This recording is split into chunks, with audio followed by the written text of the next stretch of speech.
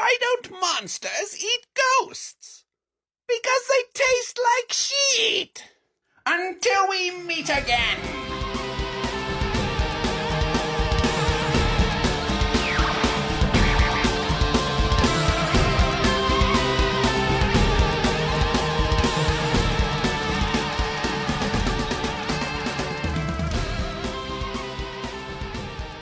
Hey, fun fans, it's We Enjoy. We are the Mattitude Eric. I am Matt Fowler. Say hello, Eric Goldman. Hello. And we're starting our Wolfathon here start kicking things off in the main event with 1941? 41. 41, because 31 was Dracula. 1941's The Wolfman, Harvey Wolfman, attorney at law. We're going to discuss in the main event today. Eric, I have a big filmic blind spot for these Universal monster movies. I don't even know if I've seen, like, you and I grew up in an era when a lot of this stuff was just on TV as kids. Mm-hmm. So, and then also with our decades of existence, we've absorbed quite a bit of it through osmosis. Whether or not we were watching the actual movies or some version where Abbott and Costello met these people, or movies where they crossed over, it's just been in our eyeballs and ear holes forever. But I don't know that I actually ever watched The Wolfman or say even like Frankenstein or something like that. But I know of them. Oh, that's interesting. I watched a lot of these as a kid. I might have told this story or part of this story before, so forgive me if I have. But these movies were why I figured out how to use set the timer on my VCR. Good. I was afraid it was something else. These movies caused my first awakening. I didn't know what sort of childhood because Channel 5, I believe, KTLA, which would eventually be the WB and the CW here. I believe that was the channel, might have been 13, but they would play these movies. Yes, they'd play them on like weekend afternoons and stuff sometimes, but they'd really play them in the middle of the night. I would look in the TV guide and I would see that, and I would see that like 2 a.m. was like House of Frankenstein or whatever, and I would set my VCR, and I had a bunch of VHS tapes that were filled with these movies. And again, they certainly bleed together because the age I was, and what was that? I think House of Dracula would have been. It's so funny how in the modern era with everything now it's superhero stuff, but like for a while in the early 80s and so on, there was slasher movies. People were like, oh, why do they make so many sequels to things and spin-offs? I'm like, are you kidding me? Like the original like horror movies were nothing but spin-offs and like continuations of these characters. Well, and again, I mean, we're kind of getting ahead of our main event, but that's okay. We can do this as a precursor. Also, because we're going to probably be somewhat short this week with the other stuff. But the fact that this was completely the sort of the first MCU as far as the fact that the Wolfman is 10 years into the Universal Monsters movies. There's already been a bunch of them. And that they would be connected and crossover. Not all of them. Some of them were totally standalone and remain that way. But a bunch of these characters would eventually meet and cross over in multiple movies. They'd road trip. They'd have adventures. Yes. They got more comedic. They'd find girlfriends, even brides, you might say. So Dracula was 1931 again. So 10 years later, we get the Wolfman. 2 words, the Wolfman. But in between, there was already the Invisible Man. There was already Frankenstein. There was already so many others. And we remember these luminaries, these actors like Bela Lugosi and Claude Rains, who appears also in this movie, The Wolfman, who is in Invisible Man, Boris Karloff, and and then Lon Chaney Jr., obviously, as the Wolfman. So, we'll get to that in the main event today. So we're doing I do movies. Like that you do say the Wolfman, not the Wolfman. So I made a little crack at the end of the last episode when we did Halloween Kills and when we were doing wolves about how werewolves are mid. And I don't honestly need that. But if we're talking about like monster hierarchies of these things and like the way werewolves get treated in a lot of franchises and how like obviously vampire movies outnumber werewolf movies, in a staggering amount. And then sometimes wolves show up in vampire movies and then there's a whole vampire versus wolf. werewolf So if we're talking like say Underworld or on TV you've got True Blood and you've got the Twilight films even, and then the funny thing for me is like people who read these books, because I never read the Sookie Stackhouse books or the Twilight books, but like everyone would be like, oh, just wait till the wolves come in. And then everyone gets all excited because Alcide, the werewolf, is here. And then after like one season, it's kind of like, like the werewolves just kind of fade back into the background and don't do much. And right. So picking out like interesting, good werewolf movies isn't as easy as like finding your favorite vampire movies. And so I thought we'd give The Wolves a try, especially because one of our breakout episodes this month is going to be, how did I get it wrong? Werewolves at night or something. Werewolf by night. Werewolf by night. By the time this we're recording, you'll have had this. If you are a Hudson Hawker, you will have had access to Werewolf by Night already. Our special breakout episode for our Hudson Hawk tier. And because we are recording this way early, because Eric and I have shit to do next week, and so we're doing this a week early, and which is why our news category is going to be kind of meager here. Eric, where are you going? You going on a cruise? I'm going on a Disney cruise. Yeah, I'm going on the Disney Magic East Coast. We're going to stop in Maine, a couple days in Canada. Wait. Where do you take off from? New York. Oh, New York okay. City. I just assumed like you were leaving from Florida. I'm like, going to Maine? Jesus Christ. No, New York City. Where do you stop in Maine? Portland? I don't remember. You're asking me these questions. I'll try to look it up. Do you stop in Castle Rock? No, but while I'm looking that up, I will say that it's funny because again, everyone's getting, this is going up a week later, but as we record this, New York Comic Con is going on right now. And I had a lot of people asking me, friends of mine, hey, are you going to be at New York Comic Con? And to which I kept having to say no, but I will be in New York the final day of New York Comic Con, just because that's just coincidental. You got to catch a ship. You got to head off into your own personal triangle of sadness. That movie looks like it has a lot of diarrhea in it, like everywhere. I don't know how much you've seen that trailer, Triangle of Sadness. Only once. I've only seen that trailer. Again, maybe it's because I only go to Alamo Drafthouse. And that's the only place I saw it. I see that trailer every single time I see a movie. I'm stopping in Bay Harbor, Maine. Okay. I'm stopping in St. John, New Brunswick in Canada.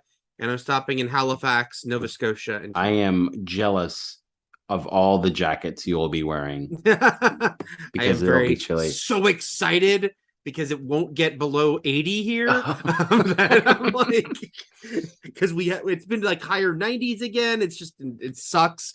It's October and it refuses to get cooler here. So I'm very excited to wear a hoodie. Yes, that would be so great. Are you gonna wear the hoodie you got married in, Eric? I could. I still haven't. I might. We'll see. All right. Yeah, I'm going to New Orleans. I'm not spending the whole week there like Eric is. But it will not be cool and cold. I'm assuming it will be warm and muggy. And it will be there that I see Halloween Ends. All right. So let's get into, really the only news we got here, we got some animated news up top. So one is a new series, which is Velma, which is Mindy Kaling's new sort of reinvention of the Scooby-Doo gang. At this point, I feel it's sans Scooby-Doo, right? Where's Scooby, right? We've seen imagery of all the characters but Scooby. Right. So that's the whole thing. And this is a sort of it's got gore, it's got butts, it's got Velma as a actual queer character. Is she queer on this for sure? Because coincidentally, this new animated movie just came out, like a kid's Scooby-Doo movie that has the first sort of canonically. Maybe I'm blending these two together. I think you're blending this together because Mindy Kaling was at New York Comic Con this week promoting Velma and was then naturally asked about Velma in this, because series. The other one was just revealed 5 days before that, right? Yes, it's been a big Velma week. It has been a big Velma week, so much so that I can't distinguish between the two competing Velmas. Mindy Kaling's Velma, though, I'm going to announce the cast, and then you can tell me if it's the actual cast for Mindy Kaling's Velma or the other But basically, Glenn Howerton is playing Fred. Sam Richardson from Veep and from a great werewolf movie called Werewolves Within is playing Shaggy, or Norval, which is Shaggy's real name. And Constance Wu is playing Daphne. And I would assume because Norval, aka Shaggy, is African American in this show, just like Sam Richardson, that Daphne is going to be Asian. Is that right? I'm not sure. Not sure Okay, about that. just checking. Yeah. It doesn't Yeah. matter. I don't think she has to be, but like, I don't care if she is or not. And then other voices announced are Jane Lynch, Wanda Sykes, who voices every single thing out there, Weird Al Yankovic, Debbie Ryan, Russell Peters, a lot of Stephen Root, Gary Cole, Cherry Jones, Frank Welker, and Ming Na Wen. Frank Welker. Frank Welker is classic Fred. Classic Fred. Yeah. Still been Fred the entire time. Going Speaking of Norville, which is Shaggy's real name. Do you know Scooby-Doo's real name? You know it, right? Scooby Entertainment Do? That would be great. That would be absolutely wonderful. I do not know. His name is Scoobert Doo. Oh. There was an erroneous fact going around the web that said at one point his name was Scoobert Dubert, which I actually loved, but his actual name is Scoobert Doo, and Scooby is a nickname. But yeah, this show, the teaser, very Scream, purposely, obviously, like Scream type thing, with her getting a call from a killer on the phone. Ending with apparently Velma being murdered. That would be a twist, but I don't think she actually. Well, is. Maybe she's murdered, and then the rest of the gang has to solve her murder, but she appears in flashbacks or somehow. Maybe it is. Yeah, it's like 13 reasons why Velma got murdered. Yeah, like the poster is like her glasses covered in blood. The first image released a few months ago was like a girl dead in a girl's locker room with her top of her head sliced open, her brains and blood pouring out, and like a naked girl covered in like so suds. It does have gore and butts. Yes, yeah. No, yeah. It's okay, for sure. It's an HBO Max show, and like Harley Quinn, it is like an R-rated cartoon. But it's the other one where she is confirmed to be a lesbian. Yes, the other one is just one of the many straight-to-video Scooby-Doo movies they make that feel like the classic Scooby-Doo as far as how they look and all that stuff. Yeah. I mean, again, credit to Scooby-Doo, because this has been an incredibly Scooby-Doo has franchise. A massive fandom, by the way. Yeah. It is like there are people out there, I don't know if you know any in your life, but there are people out there who are like hardcore obsessive Scooby-Doo fans.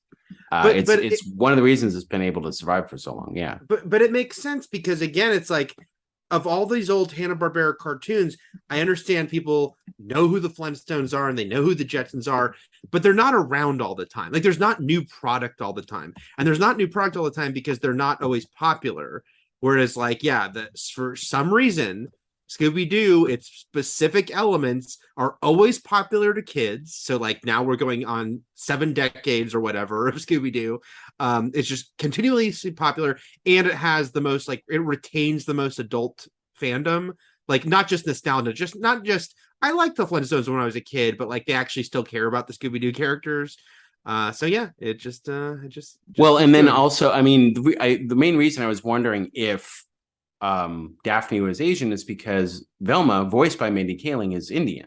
Yeah, probably. But by the way, the movie that Velma is confirmed as queer in, that is Trick or Treat Scooby-Doo. And again, this is Frank Welker as Scooby and Fred, Matthew Lillard as Shaggy, Grey DeLise as Daphne, and Kate Micucci as Velma. It's like the people who are doing it in the regular stuff for now many years. Right. That continues on.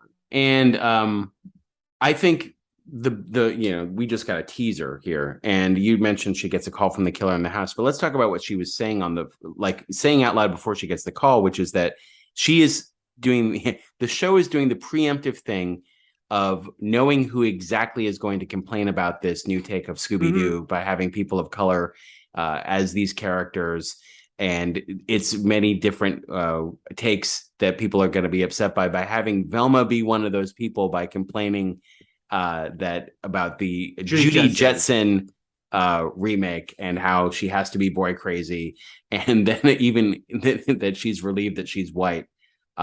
Which reminds me of She-Hulk, and we should mention that we will also have a She-Hulk breakout episode following next week's season finale of that show, is doing the same thing, where it's like it has already woven into the fabric of that show the pesky villains who have now sort of escalated things to non-pesky levels being the actual haters of the She-Hulk show. Like, Yeah. the people who hate She-Hulk, the character on the show, are the people who hate the She-Hulk show. And so it's sort of like calling out the toxic fandom ahead of time and making them their own villains in a show that they were going to hate anyway. So it's fun. I enjoy it. I enjoy it too, even though, of course, nothing will change those. Nothing will make those people not still have that reaction. Somehow these people are, somehow, actual Nazis are going around wondering, like, I wonder how, like, Nazis watch Indiana Jones movies and be like, wait, I'm the villain? Or like any movie that's been made in the past 70 years. It's one of those things where I don't understand how people don't realize when they're being painted out as the villain, when it's very, very obvious. And so now they're just not making it obvious at all. I mean, or even more obvious, they're not even being coy about it. Not being subtle, yeah, not at all. I knew what you meant. Okay, so the other animated bit of news here is from the Nintendo Direct event. We've got a teaser for the Super Mario Brothers movie that got a lot of notoriety and a lot of prejudgment ahead of time, because it was announced that Chris Pratt was voicing Mario. The most hated person in the world who can't, that's why all his movies bomb. Yeah, that's why he doesn't have billion-dollar movies. Even Jurassic World Dominion, which was such a jumbled, fetid, wasted opportunity, made $1 billion. Yes, it did. It still cleared $1 billion. Yes, it doesn't matter. And he didn't even have to be funny in that. So no. I would argue that his strength is in comedy. Yes, not just as Star-Lord and in Parks and Rec, but like the Lego Movie, like things where he actually did lend his voice. Mm-hmm. He's a very funny motherfucker, and like I am looking forward to this because I think he can be funny. Now, if they just have him be this somehow turns out to be a searing melodrama, I don't know what I'm going to do. But like, because everyone obviously has a huge fondness for Charles Martinet and like the way he voices Mario. And it is funny to see so many people wanting Mario to be like an over-the-top stereotypical, it's a like which this is what we're fighting for, is this stereotypical caricature of an Italian. Yes. And if they don't sound like that, they're like, wait a minute, where's my weird like racist voice? Right. Where's my highly problematic voice? I don't understand. So the funny thing is, you don't hear a lot of his voice in this teaser. You hear a couple lines, and even from those 2 lines, you can't really get a handle on what he's doing. I think it would be funny is if he ran a plumbing business back in his world, mm-hmm. and he's transported the Mushroom Kingdom, but the plumbing business he runs, he puts on that front because he and Luigi have to play up these Italian characters. So they come on and go, oh, your pipes are going to burst. Like they have to do something stupid. But then when they're just talking to each other, maybe they got like kind of like Brooklyn accents or something, one of the, something from an outer borough. You know what I mean? But like, they're not like, oh, that's a spicy meatball. They're not doing that, but maybe they do that for people, and then they just talk normally. I don't know. I am not against that idea. It would end up feeling reminiscent of Chip and Dale Rescue Rangers movie, where like their character voices turned out to be the voices from the cartoon. But that's fine. I still think they could do it. But yeah, this teaser looked cool to me. I mean, it looks like the fun animation. It's bright and colorful. Jack Black as Bowser, seems to be doing a fun performance. I think it'll be a big hit, and it's funny. I tweeted how I am not as invested in Mario's voice as a lot of people. I love Super Mario Brothers. I grew up playing Super Mario Brothers. Mario's like traditional voice is a lot of fun in its wonderful stereotypical way. I do not need him to sound like that for this movie. I think it'll be fun. And again, I'm not like massively invested. That's the thing. I wasn't massively invested in this enough to be bothered by maybe Chris Pratt not being the best cast voice for this. I don't care. I don't care enough. Yeah, there's so many other things I care about more. Oh man. Well, we were also just talking before this podcast started recording about like how much stuff is happening right now. So not even like in the past few months where it's like House of the Dragon, Rings of Power, Andor, She-Hulk, but like Sandman. Even heading into spooky season, like we've got the new Hellraiser, Midnight Club, Interview with a Vampire just started. Like, it's just so much. Werewolf by Night. I mean, so many things just came out. Ends again, next week. Yeah, we're recording this on October 7th, and so many things came out today. Yeah, like it's just it is a lot. Like it has, look, it's never ending, the onslaught of like content these days. But yeah, right now just seems but sometimes it's an onslaught of content that I don't care about, and that's fine. Exactly. Now it's just a lot of stuff I really want to see and do care about, so, or want to check out because I'm curious. So remember, ebbs and flows. So yeah, like, and I saw someone else waxing poetic about this recently, but it's like, remember when in the summer it was like, oh, that's really light for TV, and there might be one or two cool cable shows, but you could mostly feel like you didn't have a lot of pressure to watch series during the summer. Just a couple. Oh, no. You mean when there were actually TV seasons in the fall TV debut season? Yes, something? And that there was no streaming, but there was cable. So that's like, there might be a cool HBO show over the summer. Well, I mean, like, even when we were kids, summer was nothing. Summer was reruns all summer. Yeah. Mm-hmm, it was there were no new shows that debuted in the summer when we were super young. Okay, so there's a lot of good stuff, is what we're saying. Let's move on to some listener write-ins here, and then we'll get to our good things to enjoy, and then we'll get to the Wolfman. And we've got Russ writes in via Gmail, so you can write to us at weenjoypodcast@gmail.com. He writes in, Russ from Wisconsin writes, I hope I hit the brief window for questions Matt mentioned in the Community Season 6 is streaming exclusively on Peacock episode. We are deep into pumpkin spice season. Please have Eric give an update on his pumpkin spice life and if he found any new seasonal treats. Russ, I will say I also like pumpkin spice, but Eric can eat more of it than I can since I'm vegan. So I drool over them, but he has access. His mouth has access to more of them. That's a new catchphrase. His mouth has access to more of them. You got mouth rights. Yeah, mouth access. I will say I made my annual trip to Trader Joe's a couple weeks ago. Who obviously I can't eat the pumpkin JoJo's. That's so that I can have those. Okay, so you can eat the delicious pumpkin JoJo's. Now, have you seen the crazy variant they put out this year? They have the pumpkin JoJo's, but now they have pumpkin spiced pumpkin JoJo's. Jesus Christ! So the cookie is pumpkin too? The cookie it's a pumpkin JoJo. But now it's covered in like pumpkin spice like coating. Like it's kind of like you mean like the frosted Oreos when it's like it's like the chocolate covered Oreos. I probably can't have that. But I'll check next time I go. It is it's super rich. I can only eat like one. Like I can't have a few because it's extremely rich. Prevents you from eating like a half or a whole sleeve. Yeah. Unlike the pumpkin JoJo's, which I'll destroy. They separate them into sleeves for a reason. Like it's a sleeve per sitting. That's looking what my friend sent me, because she went there and she found some stuff I did not find. What is these cookies she found? Is that a pumpkin chocolate chunk cookie? Oh my god! That's the other thing about Trader Joe's, which is kind of fun, is that it's not uniform what they carry. So some Trader Joe's locations will have like special things that other locations don't have for no discernible reason. Sometimes it's like space. Sometimes the locations are bigger than others, so they can carry more things. But like other times, like we're pretty fortunate out here that our vegan selections are pretty good, even more so than a lot of LA locations, which is weird. So the pumpkin cinnamon rolls are also something I can eat, and they are so good from Trader Joe's. We're just turned this into Trader Joe's corner. Pumpkin corner. I like to save the pumpkin cinnamon rolls and like make them like shortly before they're going to expire in like December. It's like a nice little treat late in the year that it bridges the holidays in a nice way. Yes.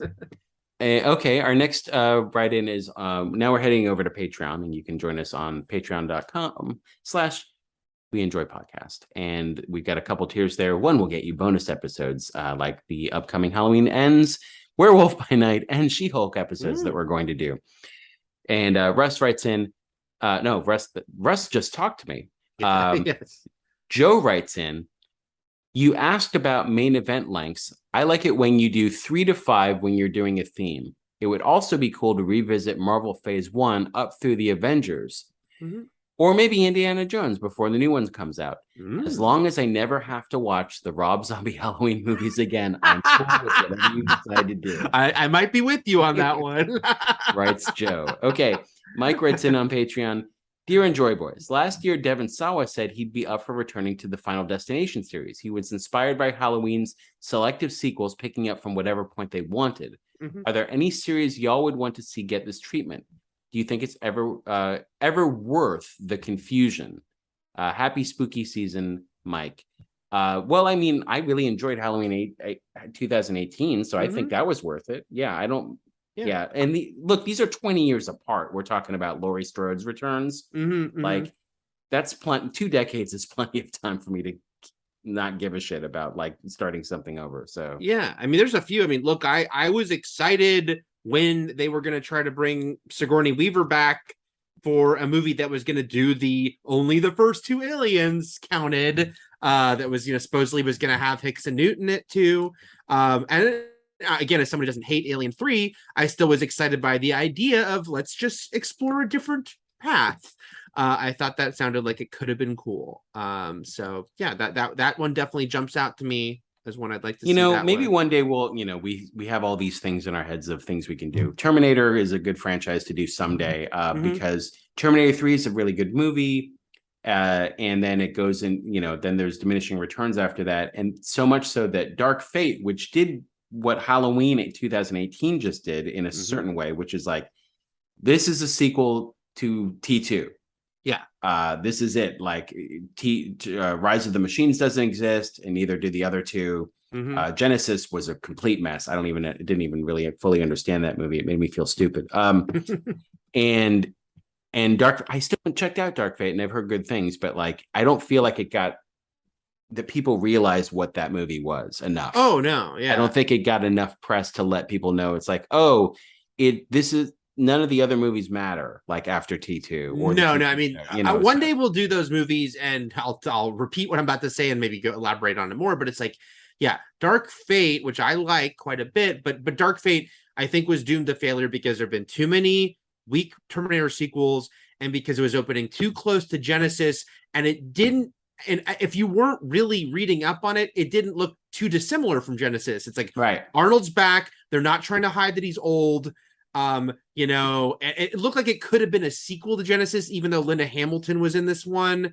So I think the fact that Arnold was in all of them in some form, like hurt the franchise altogether and helped make them like very indistinguishable from one another. Yeah.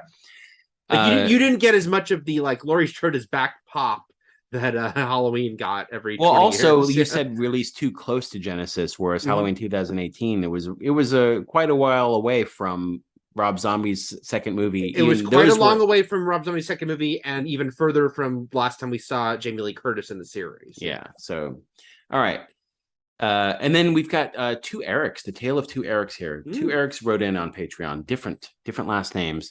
The first one writes, "Hey, Eric and Matt, I just wanted to say your Halloween series recaps have been so fun. You guys asked on Halloween Kills recap how listeners felt about longer marathons.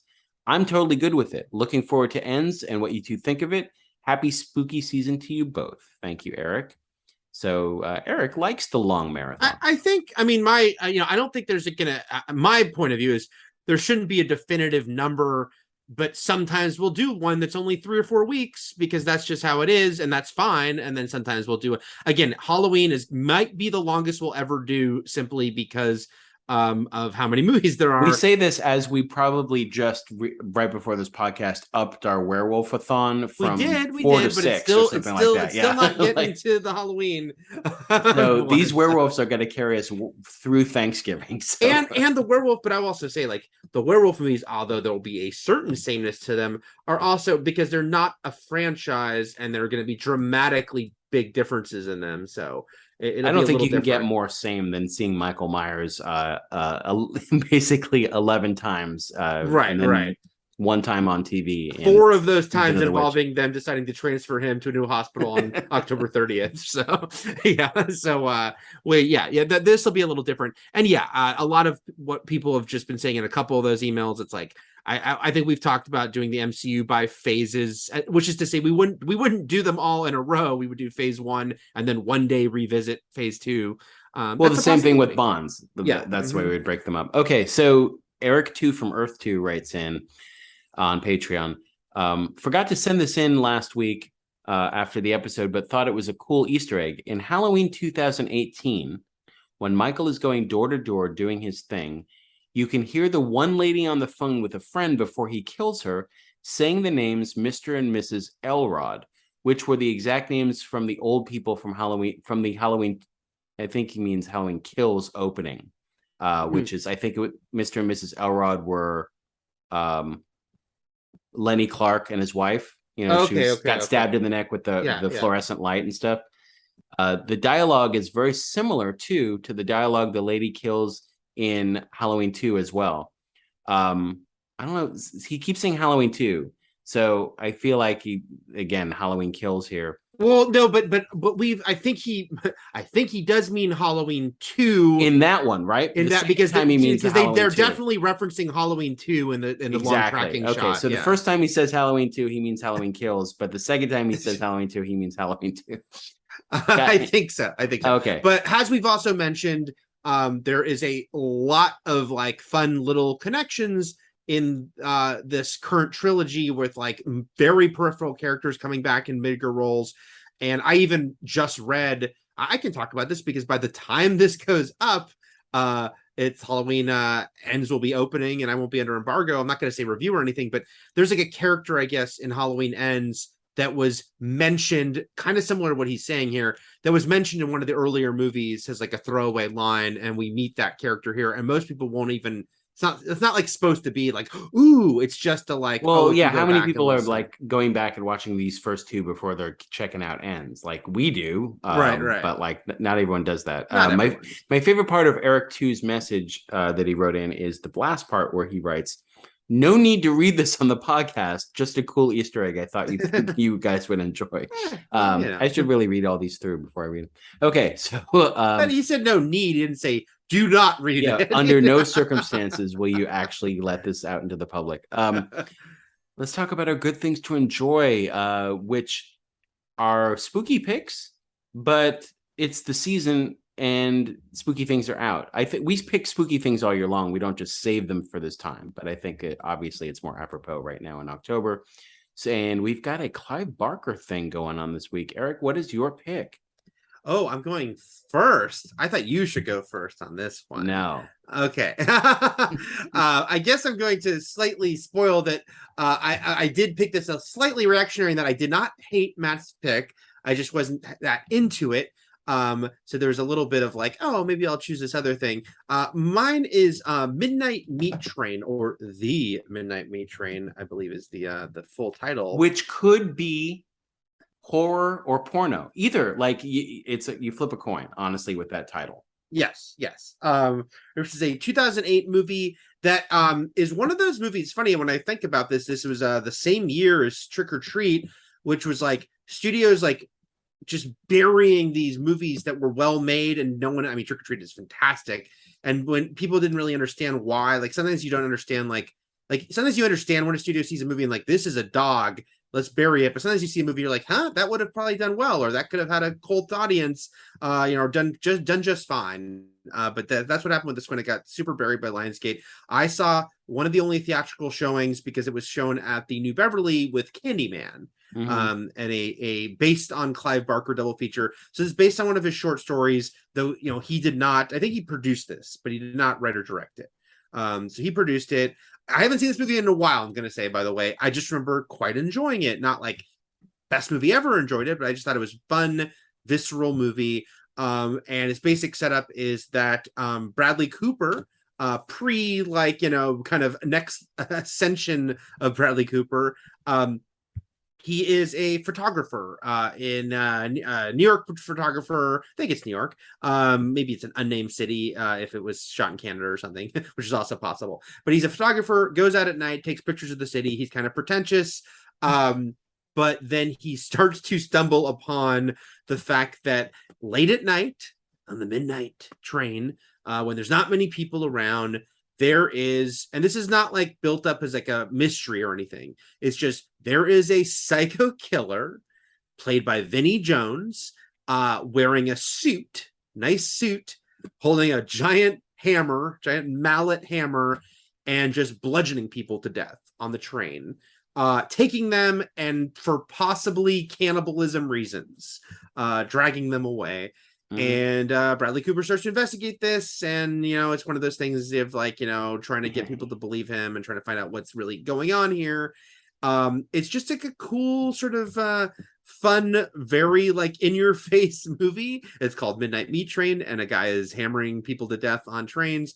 I love Vinnie Jones's look in the movie. I love sort of the vibe of the movie. It goes to some weird places. The third act has kind of a sort of, that's third act kind of goes more Clive Barker in a more overt way, because until that point you're just, this doesn't quite. And the story it's based on is called Midnight Meat Train, right? I believe it is. Yeah, it's one of the Books of Blood. Yeah.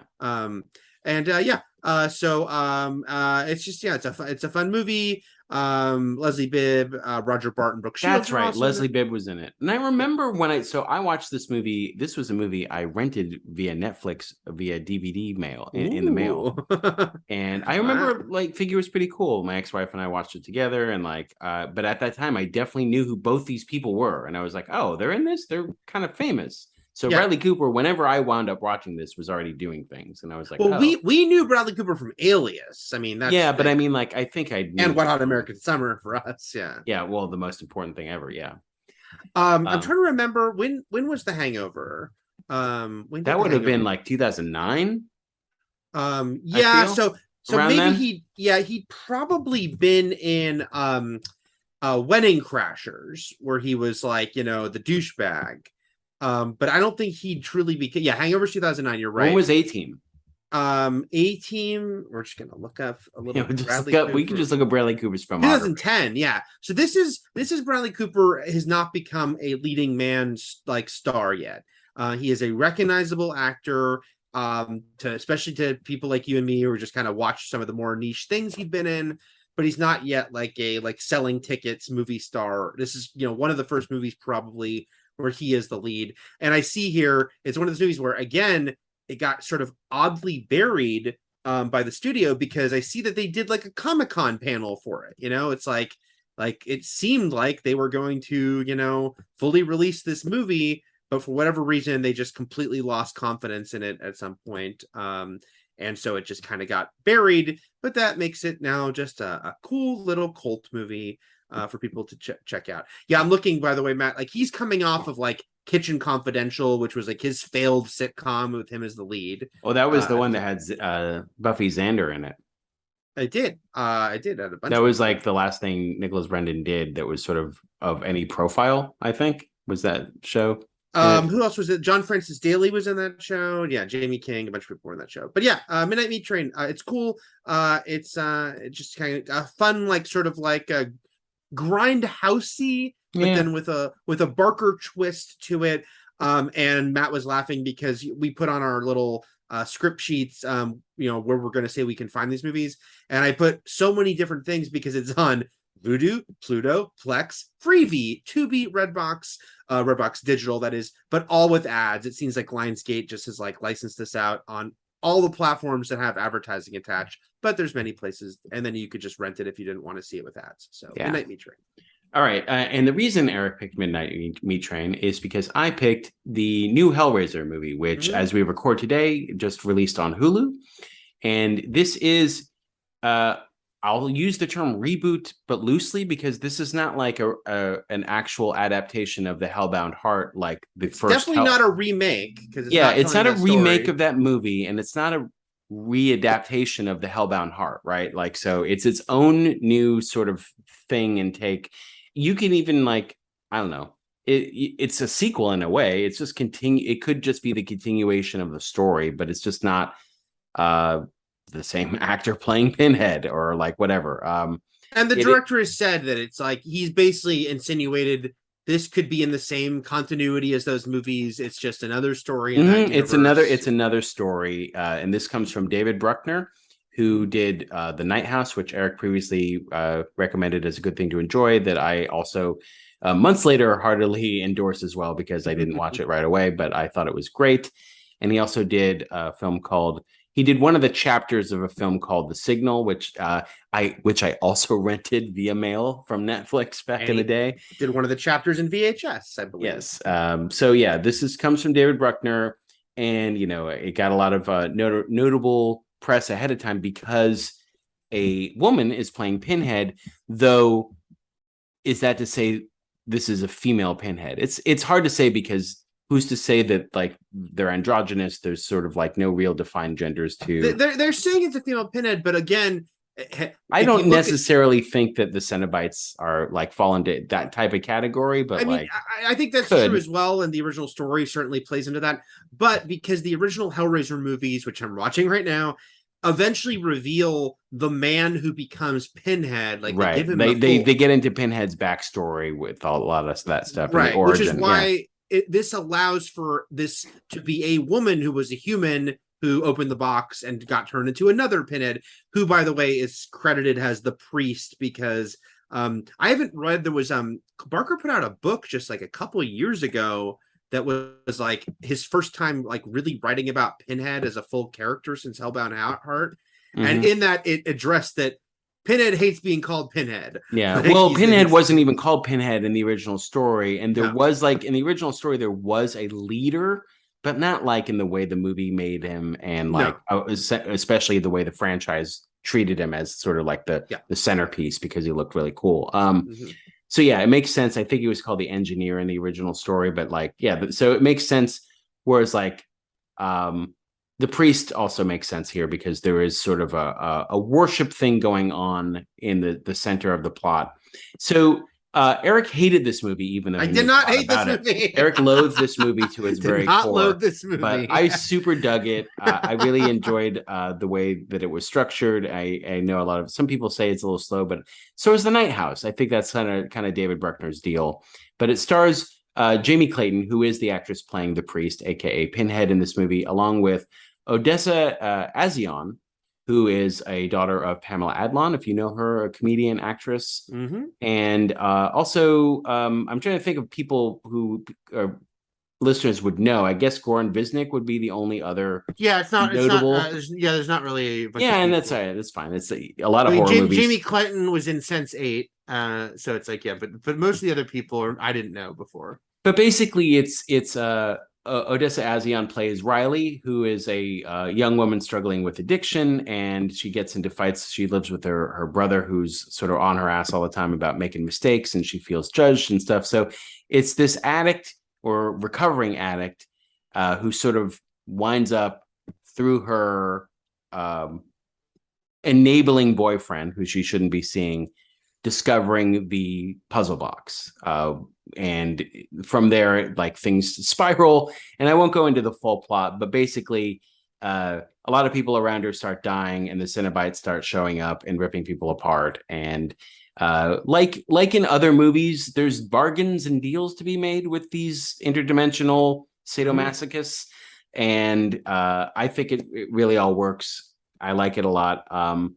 And I'm always fascinated in these movies because I understand what Clive Barker was going for with the sadomasochism, with basically the pain tied to pleasure in this type of like sexual exploration in his work.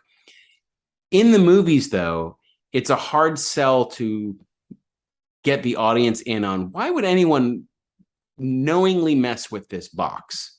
Mm-hmm, right. Mm-hmm. So like in the original Hellraiser, Frank was like seeking pleasures beyond the normal realm, except what it is like you get the evil genies here, which is like their version of pleasure is not your version of pleasure. Mm-hmm. Or you're going to wish for something, but it's not what you think, because you're going through their skewed version of what they think it is. Right.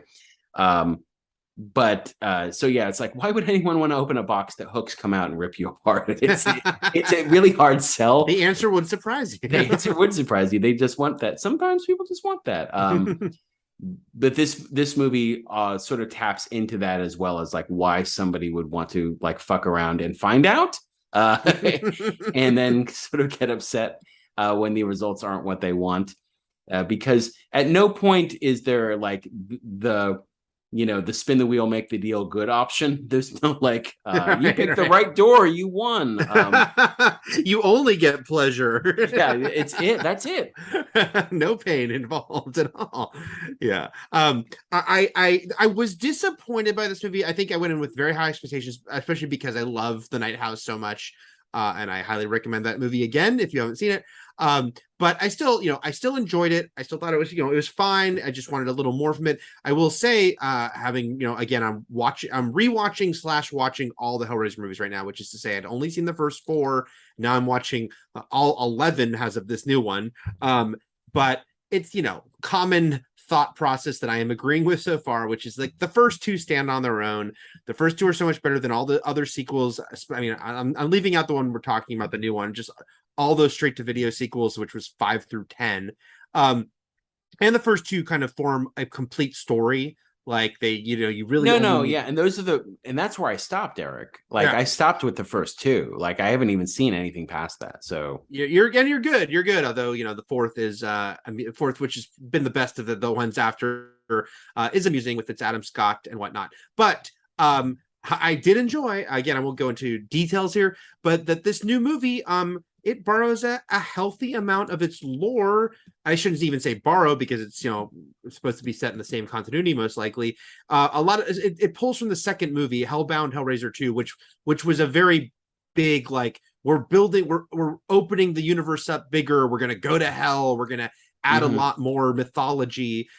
This movie pulls from that mythology, and I did think that was cool. Having just rewatched the first 2, when they referenced some things from Hellbound, I thought that was a neat little thing. Again, I say this saying you can definitely watch this movie having not seen a single Hellraiser movie. I think that's the whole point, is that it's also designed to be, and you could be your introduction to the Hellraiser series. It's designed that way.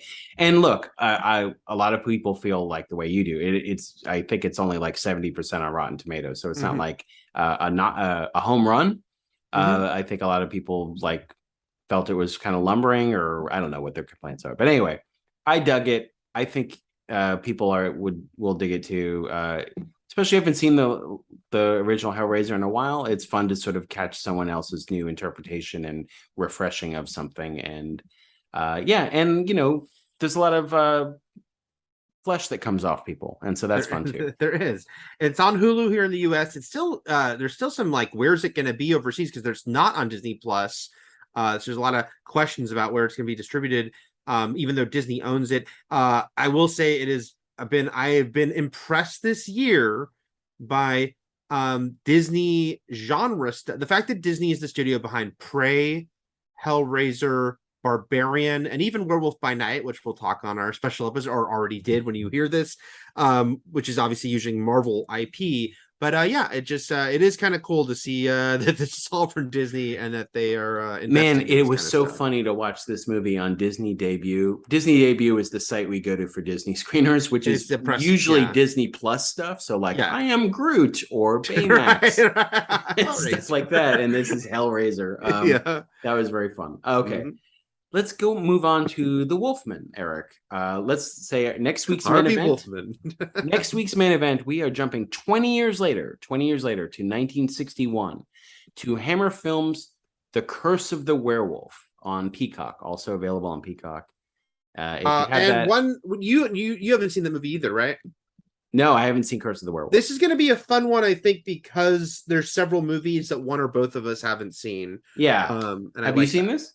I have seen The Wolfman, but I have not seen the one we're doing next week. Yeah, I haven't either. So neither of us have seen next week's. I felt it was notable because Hammer Films are very famous for making and revitalizing Dracula and having vampire movies, and this is their one and only supposedly good werewolf movie. And by the way, you have this blind spot in that you haven't seen the full movies, even though you're well aware of everything around them with the Universal monsters. I've never seen any of the Hammer stuff, and I actually have always wanted to. So it's you're going to start exactly the way Hammer Films want you to, with werewolves. They're only werewolf. They're werewolf, not their Christopher Lee, Peter Cushing vampire movies. Nope. That they're most famous for. But this one, also, by the way, 1941. This is easily the furthest back we've gone, because was Bonnie and Clyde 1967 was the earliest thing we done prior to this, right? Yeah. So, well, yeah, it's rare that we're going to do anything from the 30s or 40s, except for this. So, yeah. Yep. 1941. Back when movies, Eric, could be 69 minutes long. Nice. Right. I dig it. I dig it. Oh, is it 60? Listed as 70 for me. Yeah, keeping to account that, of course, this was the era when you were watching a lot at the theater. You were watching cartoons and shorts and serials, newsreels. Yeah. So your money wasn't just to see this movie for 70 minutes or 69 minutes. Can you imagine how many people were talking throughout movies at this point, like just jabber jawing away? Steve Rogers would have been so pissed. I mean, yeah, talking during the. I mean, a lot of people. This would have. This was World War II. This is World War II time. So yeah, this is World War II time. But also, people would have been conditioned on silent movies, where I'm assuming everyone was talking, right? Oh God, I would have had to run into traffic. That would have been awful. Like, shut the fuck up. That's a good time travel movie. Like, you go back in time. I have to hear the silence. Yeah. And you run the fuck out of there because people were talking so much. What if they just like pretend like they're talking like blah blah blah, like they're Mystery Science Theatering it like a full like 70 years before that show came out. They're just like making up dialogue.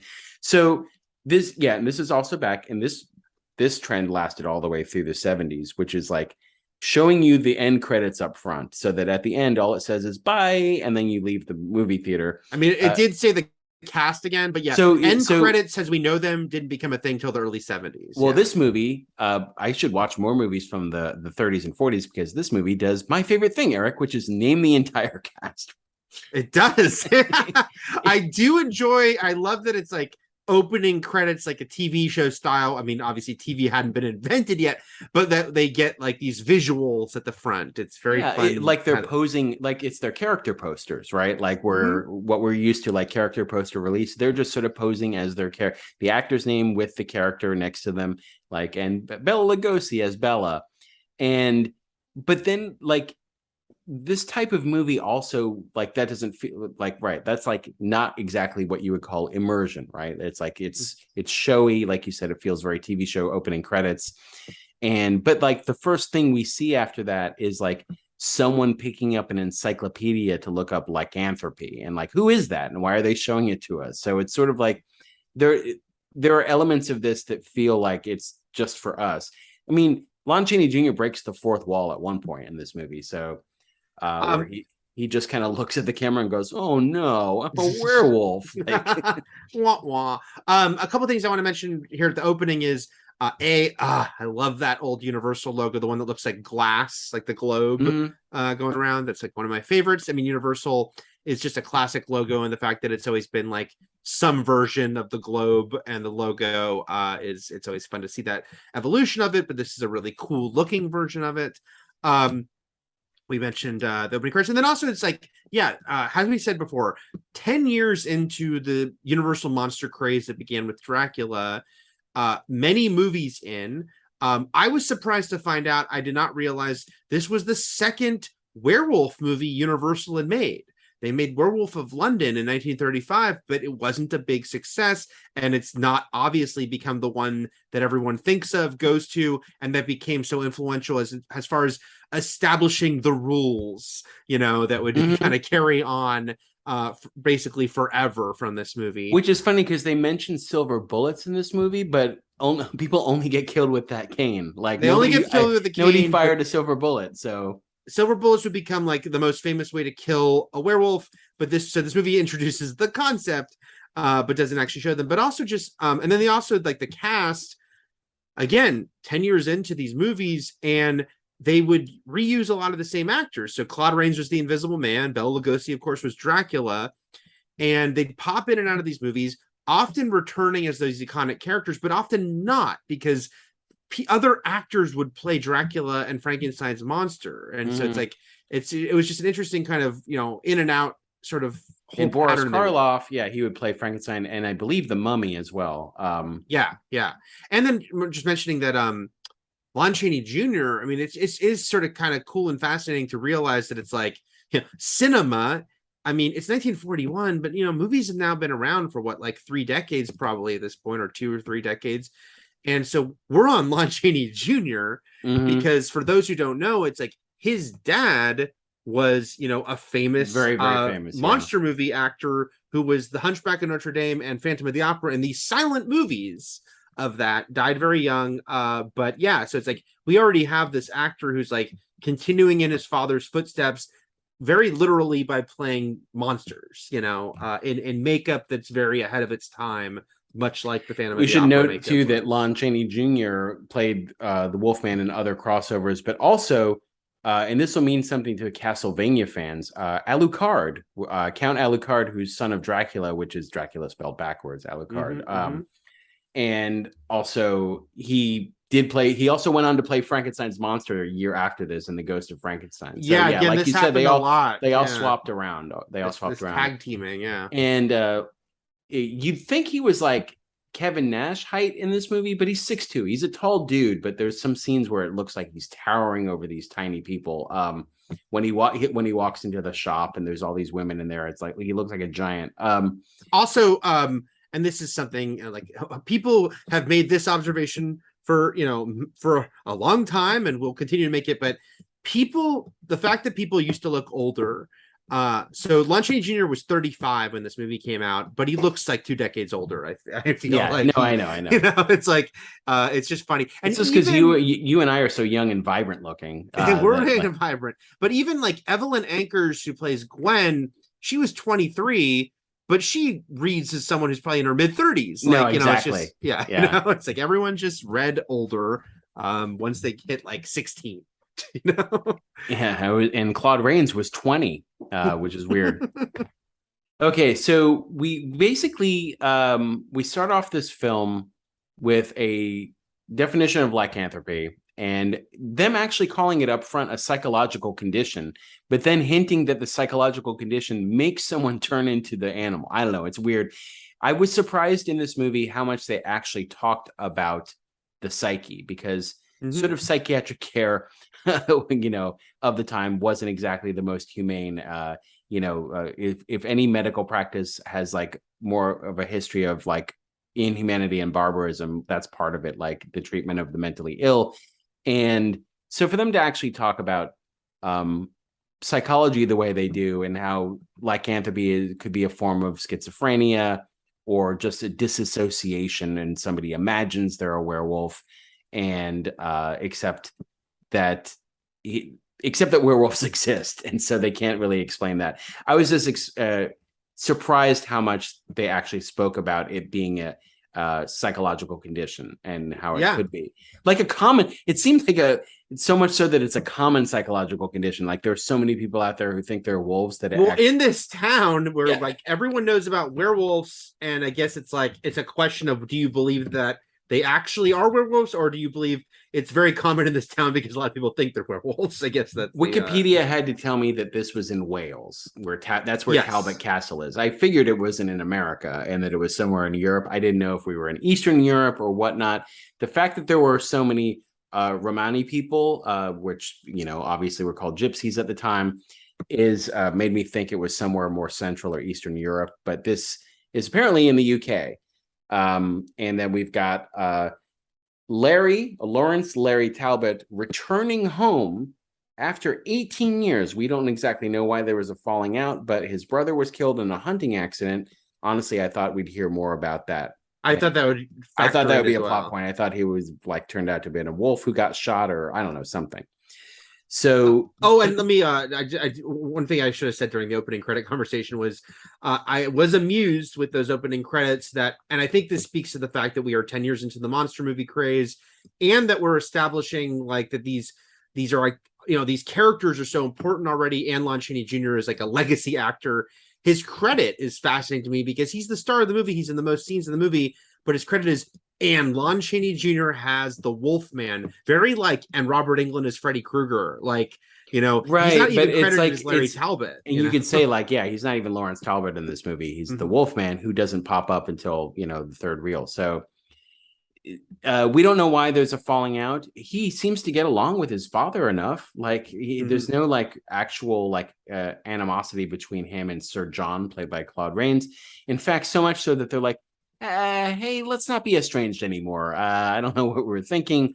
Let's just be cool. And then he's like, all right. But then just a few scenes later, what I was trying to figure out, Matt, was this where I think so. Was this where he grew up, or did his dad like go back to the ancestral home?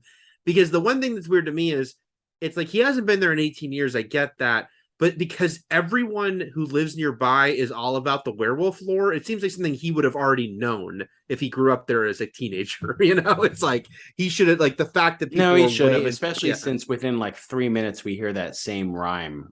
We hear it over and over very quickly about how the wolfbane blooms and all that. I'm not going to repeat it, but anyway, he went off to. So it would be one thing if like Larry Talbot was a man of science. To some extent he is, but he's not even a man of science. Like he's not a scientist or a scientific theorizer. He builds things. So he's like, he's adept enough at like being able to memorize how to build a telescope and work with his hands, but he doesn't actually know scientific theory. So it's kind of like the man versus science versus man who believes in faith and werewolves is like, right. Doesn't quite work in this movie, because there's a speech when he gives at the end. He's like, oh, if only you could just give me something to build with my hands, like beakers or something. And I'm like, I don't know what's happening. Like, is he he's just like a blue collar worker, basically. Like he's smart enough to build a telescope, but it's just only because he learned how to do it. I have a feeling one of the reasons he was chased out of town is that he's just a big old sex creep. He's a horrible perv. He is. The funny thing is, when I first looked up this movie, I was like, 90% on Rotten Tomatoes. Who's reviewing this right now? And I looked up, and all the 4 negative reviews, because obviously back in 1941, there wasn't like a huge film critic society out there reviewing movies. I was just like, who's saying boo to 1941's who is saying this movie sucks? And the 4 negative reviews on Rotten Tomatoes are from the last 20 years. Yeah. So people revisiting this movie, and I'm like, man, who says this sucks? And then that telescope scene happened. And I'm like, oh, he's awful. Like, I understand that this is like how men flirted at the time by just being like a complete sex pest. But because everyone's got that grandfather who was like, how did you meet grandma? I was like, well, I showed up at her work every day until she said yes. And grandma's like, he's right. He wore me down. And you're like, oh, how romantic. And it turns out that it's just, he was an awful person and she felt intimidated into succumbing. So anyway, it's always funny with older movies and Rotten Tomatoes, because of course, yeah, like when Rotten Tomatoes wasn't a thing and there weren't even that many critics to choose from. And we're going way back here with 1941, but I'm even talking about like, you know, movies from like the 80s and stuff that just wouldn't have, because it would just be newspaper and magazine reviews, not like now when so many people are reviewing movies. But it is funny what happens with Rotten Tomatoes, which is current outlets will go back and review these things, and sometimes it can dramatically change the score, for better or for worse. It's like, I think the Star Wars movies are probably a great case of this, because I feel like the more people who've gone back and added reviews of Empire Strikes Back, the higher it goes. But Phantom Menace has a 51%, and I'm pretty sure Phantom Menace used to have like around 70%, but then it had a re-release, the 3D re-release. So there was like a bunch more people than 1999 would have like reviews to call from, and they would have been a lot more negative. So it's just funny, these like things that change, because they're not I almost think Rotten Tomatoes should maybe split off the like reviews that were the actual opening of the movie. I hope they counted my reviews for my high school newspaper at Columbia Prep. I think they should give Hardware a positive review. They should add to the Rotten Tomatoes score for Hardware, and maybe a negative review for The Hotspot starring Don Johnson and what's her name? Jennifer Connelly. And Virginia Madsen. Yeah. Although I will say for high school Eric, topless Jennifer Connelly went a long way for The Hotspot. I'll also say that's the pull quote on the back yes. of the VHS box. Yeah, we're only human, guys. Without a clue, without a trace, without a clue. No, without a clue, you and Raphael split on. We split on that when we that reviewed was it for our school. That was middle school newspaper. I don't know if they count that, but maybe we'll see. Well, we're gonna make. You both liked Rain Man, though. You both gave 2 thumbs up to Rain Man. I have no recollection of reviewing Rain Man. You did. You both liked Rain Man review. You both liked. Please. A plus for. Did I predict it was going to win Best Picture? Yeah. I hope I did. No, I don't know, but you both liked it. Until you had the huge falling out over Without a Clue. You idiot! You fuck you. Yeah, I just think watched, I just think it's weird to go back to a movie from 1941 when they're still figuring out how to make movies, like the correct editing process. I mean, they are and they aren't, because it is like, this is so old for us, and yet movies have been around for a couple decades. We're 2 years out as of this point, not now. Yeah, right now movies have been around over 100 years, but yeah, right. But so 1941, that means we're 2 years after Gone with the Wind and Wizard of Oz. Same year as Citizen Kane. So things are kind of like, we're at a huge moment of like evolution of film, like with these movies that are really the scope of them and technique. Citizen Kane does Citizen Kane have stop motion time lapse monster feet? It doesn't have time-lapse monster feet. But this movie, it's funny because, we're going to, again, as we're talking, it's in our future. If you listen to this, it's in your past. But we're going to talk about Werewolf by Night, which is very visually evocative of Universal monster movies. It's very much draws upon the black and white look of the old Universal films, except for like the opening part that feels like a sort of a 80s TV special. Yeah, but then it cuts into like Universal stuff. But I will always love the look of these movies. Some of them, you do see even better technique than others. But this, just watching this movie, the black and white, when they're in the woods and the fog machines. I love the fact that like obvious sets, it doesn't matter. Like I love that look of like where. Is it like, because there's so much fog, you're like, is it a swamp? Is it a forest? Is it like, where is it? Everything is so tightly like limited to the sets that they have that it's like, you don't get a full geography of the town, but that's also part of the charm of these movies is like the giant manors and the castle sets. And like, there's one town square perhaps. Which is all Universal Studios. Yeah. So and you can kind of recognize it as such, which is awesome. So it looks really cool, and even when he's spying on the Gwen across the street and being a complete Nimrod, that still looks cool. And I thought a really cool shot was when he kills the werewolf, thinking it's just a wolf at the moment, and he's bludgeoning it, the first of many Kane bludgeonings. And it's like shot through the trees, and it's like very moody. The fog, the darkness, and him like swinging the cane over and over. I think the movie does a really good job to piggyback off that of like playing with shadow and playing with that darkness in the forest, because they do hold back on like only giving you his full face a few times in the movie. Like a lot of the times when he is the wolf, he's sort of skulking around like in sort of out of focus or just in full shadow.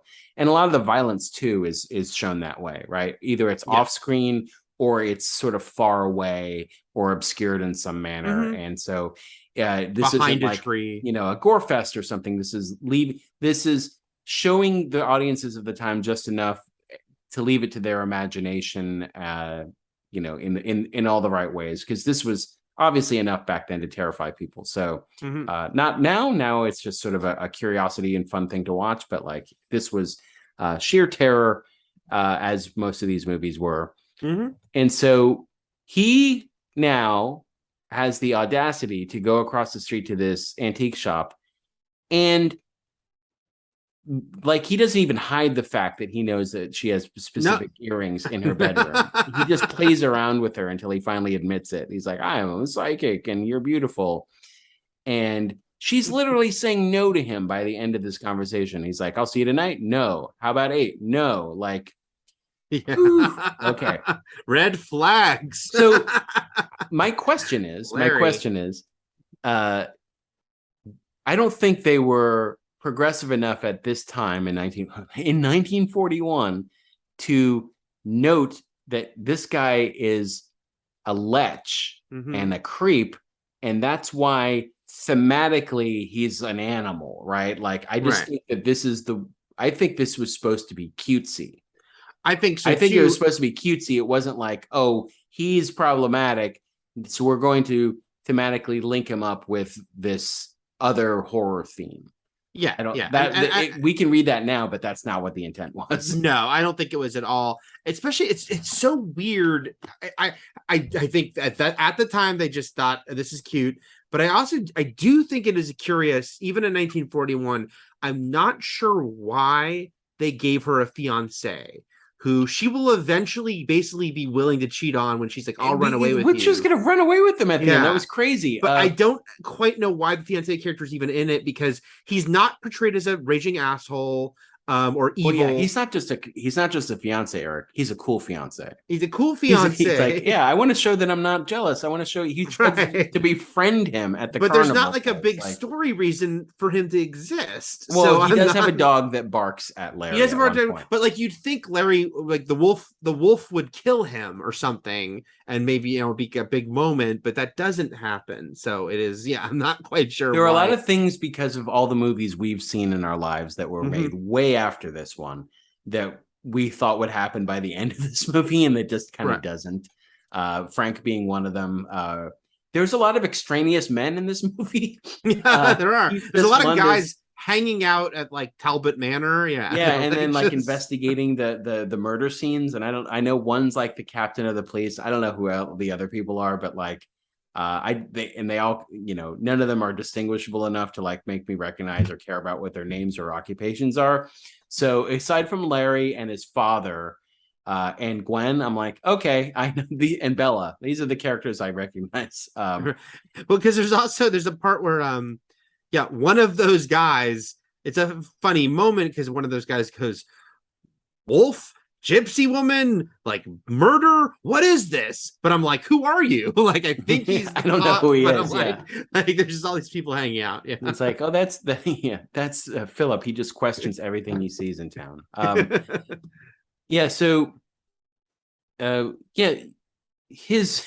his smooth operator tactics work on her because he does wind up going with her and her friend Jenny. Well, she does bring a friend, which felt like a protection. But then she goes off with him. But she does go off with him. So and at that point she's sort of like smiley and giggly with him, and like it wasn't like, it did seem like she didn't want to go with him at first, and then all of a sudden once they get into the woods, she changes. Like again.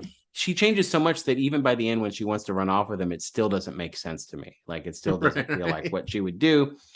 That's not the biggest boner of the movie, though. The biggest boner of the movie is him refusing to wear the obvious charm that the Romani woman, the sorceress, gives him to prevent him from turning into a werewolf. Right. And he doesn't wear it. He gives it to Gwen, who also doesn't. It doesn't work. Except he was supposed to wear it anyway. Yeah. Okay. So then, worn it. Basically, everything goes awry at the. We learn a lot of lore here. We learn about the pentagram and how the pentagram is associated with wolf, and silver can kill a wolf. And if you see you'll see the pentagram on the hand of your next victim. Yeah. Which is really weird, because what if you just then go and put yourself in a jail cell overnight? I don't know. I don't know how that works. I don't know if you like. It feels very easily escapable at that point. So Jenny, Bella, played by Bela Lugosi, sees the pentagram on Jenny's hand. A few minutes later, Jenny has been murdered by a wolf, and that feels like, by the way, Bella being a character named Bella, played by Bela Lugosi. It feels like when you name Danny Trejo in a movie. It's just like yeah, that guy. That guy. It's Bella. And Larry kills the wolf, bludgeons him with the cane that he picked up at the antique shop, and then things start going haywire the next morning when all those extraneous men find the body of Bella who is barefoot and murdered by Kane. No wolf. No wolf. And the bite that Larry said he got has now been healed. So all in all, it just looks like Larry killed a dude out in the woods. Right. But because he's Lawrence But Jenny Talbot, is dead, and Jenny looks like she was torn apart by an animal. Right. So. And there are wolf tracks leading up to Bella. So there's very, again, maybe we should be like that guy being like, what's going on? Right.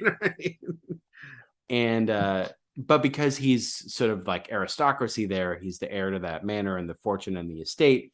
They sort of hold off on like accusations, but people start giving him the serious stink eye all around town. And those angry women come into the shop and say, like, why'd you leave Jenny alone? It's Jenny's mom and her crew. By the way, Jenny's mom, I understand why she'd be angry, but like she should be like little boy killed by sharks mom, angry and crying in Jaws, not like, how dare you leave my daughter alone? Her daughter was just killed and she's coming in like demanding to talk to her manager. Like she's Karening when she should be Karening when she should be carrying on. She should be crying. Right. Okay, so so there's already a lot of like weird suspicion around Larry and what he did. He's starting to doubt himself. And then basically there's a brief scene between a priest and the sorceress where like she says that like there's a party coming to town to celebrate Bella's death because that's the culture of her people. Yeah. And there's going to be a celebration. We don't do grieving that way. We do grieving our way. And so that leads up to the next set piece with cool fiance Frank and Larry and Gwen at the party, the street party, the block party. And but I will say Frank is weird because Frank meets Larry and Larry leaves, and then Frank says to Gwen, there's something very tragic about that man, and I'm sure nothing but harm will come to you from him. But then the next scene is the carnival where he's like, oh, let's go talk to Larry. Like he's like, let's hang out with Larry. Frank is a very complicated character, Eric. He is. Wants to prove he's not jealous of the guy who's going to cause his fiance harm. That she wants to run off with. He's like, no, I'm cool. Right? I'm cool, Frank. Is this a cuck? Is Frank a cuck? I feel like this is the first the original cuck. The original cuck. Frank Andrews. He returns in other movies in the series. And so then they have that shooting at the carnival, and a wolf pops up, and Larry's like, whoa. He was hitting everything until then, but then but then that spooks him. He talks to the gypsy sorceress, and this is when she basically flat out says, you're bit. It's the shape of a pentagram on your chest. You're now a werewolf. Wear this necklace, fool. And he doesn't. And she tells him the only silver bullet, a silver knife, or a stick with a silver handle, which is like the cane, is the only thing that can kill a werewolf. And this is when he gives the pendant to Gwen to wear because he wants to protect her. Yeah, just he doesn't even give it a try, like not even for a night. I mean, he wears it for like all of 2 minutes. Yeah. And then everyone at the block party starts to panic and leave, and they're like, werewolf. And he looks at the camera and he's like, who, me? Did I do that? And anyway, he goes out that night and kills the grave digger. I'm trying to remember if this is before. I think this is But is this after the grave digger? No. Only thing I want to remember, I think it's when he gives her the charm. Yeah, it's when he gives her the charm that she goes, I feel like I need to give you something. Here's a penny. And he goes, it isn't enough. And he kisses her, and it's all gross. Even though I do understand that they write her to kind of, I guess, be into it, but it's very James Bond, like, Sean Connery, James Bond, of like, I'm going to kiss you till you like it. Yeah. Gonna wear you down. Sexy time. So he goes back to the castle, and he looks at his legs, and there's a lot of scene work going on here because he looks at his legs. Also, though, don't forget, right before the transformation is when he has the freak out, and it's kind of a fun, like, trippy overlay of images of things that have already happened. Which starts it starts with him breaking the fourth wall, and then it goes into like previously on, and like him seeing images and stuff. And then he notices he's got extra hair on his legs, and he like shakes his fist. He's like, "Oh darn!" And then we get the time lapse monster feet, And then he goes out. Basically, we see him walking out on his tiptoes. And then, which is impressive because that must have sucked. It was only for the one, yeah, like walking around like that. I'm assuming, yeah, I guess you just have to do it. I don't think they're like heels or something in place. No. And I will say, so it's funny. So the transformation, obviously, like, they don't, there's no, we're a few decades before American Wolf in London where you're going to be able to show this on camera, like actual like makeup effect transformation. So they do the time lapse thing. Then we get the full reveal of the full wolf feet. It is funny, and this is where, where they have not evolved cinema technique fully yet, is that there's no big reveal of the full Wolfman. He just is like, we just see him walking through the woods. It's just like, oh, there he is, the Wolfman. Yeah, but it does take a little bit before you see his face emerge from the shadows. You see him like as a figure, but yeah, like the full close up on his face. And and again, it's one of the famous iconic looks that Universal will still use at their theme parks to this day. I think it's pretty damn good makeup for 1941. The sort of bowl cut is the one kind of funny part of it. The hair kind of, it's like a bush on top of his head, but the makeup itself I think looks pretty good. And yeah, everything is good for the time. He goes out prowling around. The town people hear the howls. And then there's werewolf. There's sort of a mania. Everyone's paranoid and freaking out in town. He leaves another body in his wake. This time as the wolf, killing someone. Figure. And he basically, the next time he wakes up, he doesn't remember what happened. He starts thinking he's been told he's a werewolf. Someone else is dead. He gets to the point where he can't even go into church anymore. Mm-hmm. Everyone's looking at him, so he leaves. They start talking about the good and evil in every man's soul and what lycanthropy means. And this is also when like the doctor is like, thinks it's all mental, that he might think he's a werewolf. But then at this point, people do think there's a wolf out there. Yes. Right. So separately, his wolf story originally of killing a wolf is becoming believable to people because there's a wolf out there. But now he's stuck on I'm a werewolf. And so they actually set traps out there. And next time he goes out as a wolf, he gets stuck in a trap. And looks like the trap makes him fall asleep. It looks like it does make him narco sleepy. I want to mention just right before the trap part, his Sir John, his dad, Claude Rains. Again, it's funny that there's not like there's these like we knew at the beginning his brother died, and then his dad has a line about how 5 generations of Talbots have been affected by this village. So it's like there's like this almost this idea that this has happened before in this family, but they never fully go into it. Also, my lovely wife has been collecting the NECA ultimate action figures of the Universal monsters they've been putting out, and she got the Wolfman, and he comes with alternate Larry Talbot head that looks like Lon Chaney Jr. and alternate human feet, and he comes with a little bear trap, just like in the movie. Okay, so then let's see. Bear trap gets him, and that's when then he goes like Maleva, she finds him, the sorceress finds him. This is also when I observed that the score to this movie, like a lot of these classic movies, there's kind of a great old school score that plays almost constantly, but there's this one part that is very reminiscent, which is obviously this came decades before, but there's this part of the score that sounds very reminiscent to Elfman's Batman score. There was like a this sounds. If anyone would have heard this score, it would have been Danny. It would have been, so subconsciously this might have been in Danny's head. Basically, so at this point he's pretty sure he's a werewolf, and he kind of confronts his father about all of it.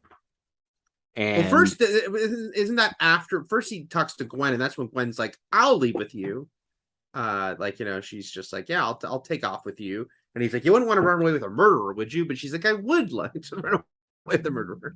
And then and then basically, but he sees the pentagram on her hand. That's when he's like, I can't be near you or anything like that. And then the father, that's the thing. It's like, this doesn't seem like it was an estranged relationship for some reason, because the father seems to care. He doesn't want to believe he's a werewolf, but he believes his son enough to know that his son believes it. And so I'm going to tie you to this chair. Like, if this makes you feel better, I'm going to strap you down so that you don't feel like you might hurt somebody, especially Gwen.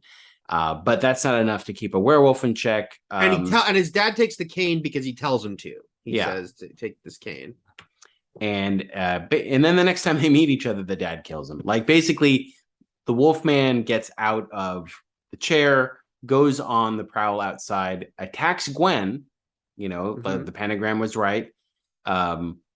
It's not clear for a second if he killed her or not. Turns out he did not. But he does. Yeah, but then the dad beats him to death with a cane, and then that's when when the werewolf dies, he changes back into Larry, and the sorceress basically says the same thing she said over the coffin of Bella, which is like the way the standard thing you say to a werewolf after they've been killed. Suffering is over. Suffering is over. You're going to a more peaceful place and all that. And that's the movie ends. And the most shocking thing here is that like the father, Sir John, has to see that he killed his son. Like as he's being told, like, they think Larry got killed trying to rescue Gwen, is what the others think. But again, it's because these movies are so funny. I mean, this is not atypical for movies of this era because it ends so quickly. So it's like in our mind, because it is like, it's a pretty, dark ending. Like, that Sir John beats this werewolf to death and then it transforms into his son. He just killed his son to save someone. But the movie's just over. We're not going to have time to see more of John processing that. But it's like, we're just given enough. It's like Larry gave his dad the cane, and it's implicit that it's like, you might need to use this against me, but it's not said. I guess it's like the opposite of over-explaining. It's just like, it's there. I feel like this is why I wanted a little more with the dead brother, because now we're just left with Sir John. Both of his sons are killed, but like the first one was truly just a weird accident, but the second one is like a werewolf murder. Like but that's why it almost felt like, because the thing about the 5 generations of bad things happening, it does seem like it's like he either knew or almost knew, or maybe this is maybe this movie needed to be 72 minutes long. Maybe 72 maybe minutes, just a few more scenes explaining some of the ancestry that was going on here. That was our first entry into our Wolfathon, I should say, with the classic Universal film starring Lon Chaney Jr., The Wolfman, and Jonathan Entertainment Wolfman. And character wise, he's not the greatest, but again, so the funny thing is, you and I don't need like our protagonist to be the most likable person, but so we can still root for him and his plight in this movie, aside from the fact that he is sort of a grosso, right? But he wasn't meant to be a grosso at the time, so we're not quite seeing him the way that people saw him back then, which was as a way more tragic figure. But we are still able to appreciate somebody who is a flawed character, who gets even more flawed because he turns into a wolf. So I mean, I love these movies in general. This is not one of my very favorite of the Universal Monsters movies, and it is funny because I think a lot of the other ones do kind of play better to our modern sensibilities. Dracula is Dracula, and he's pretty much just evil, and it's Bela Lugosi having fun with that. Frankenstein's monster is portrayed as this sort of tragic character who doesn't understand the world and kills a little girl, but in a way that's meant to be like, he doesn't know what he's doing. Like, he doesn't understand. Yeah, it's very of mice and men, right? Like, it's right. Yeah, so whereas Larry is a sex pest, but it's not written to be that. It's just like, hey, he's just a swinging 1941 this is a guy about town. You know what I mean? right. But it's a fun, cool little movie that again, would 100% set the template and a lot of the rules, that would just become the go-to. Well, being aware, that's the whole thing. So we'll get into this as we go through these movies, is that you are cursed as a werewolf. You are given a curse. I don't know that we're going to run into any movie where someone chooses to be a werewolf, like, purposely.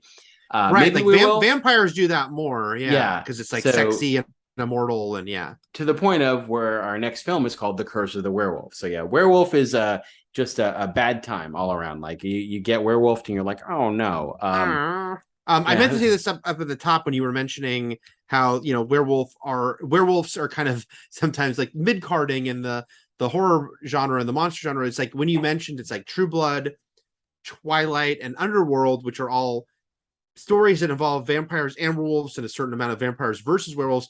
But in all those stories, vampire is the lead. Vampire is the more prominent. That's the thing. The vampire is the lead, and it's not.